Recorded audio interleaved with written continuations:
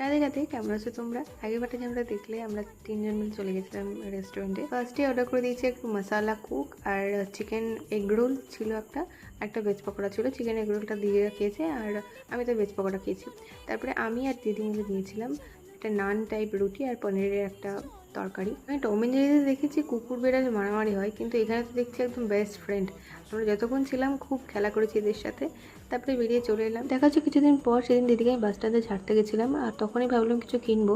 আর চোখে পড়ে এই বিটিএস এর ওরিওটা, বেশ ভালোই খেতে ছিল। দেখা হচ্ছে আবার কিছুদিন পর নূপুর হনুমান মন্দিরে পুজো দিতে গেছিলো আর আমি ওর সাথে গেছিলাম।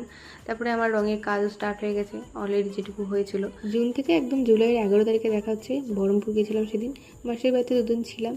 ওখানে নৃসিংহ মন্দির, তো সন্ধ্যের সময় আমি আর মাসি সেখানে গেছিলাম। তো দুদিন থেকে তো তারপরে চলে এসেছিলাম, সকাল সকাল বেরিয়ে পড়েছিলাম। কিছুদিন ধরে একটু বোরিং ভিডিও আসছে, বাট এবার থেকে খুব সুন্দর আর ইন্টারেস্টিং ভিডিও আসতে চলেছে। তার জন্য ভিডিওটা লাইক, শেয়ার আর আমার চ্যানেলটাকে সাবস্ক্রাইব করে রাখতে হবে। বাই।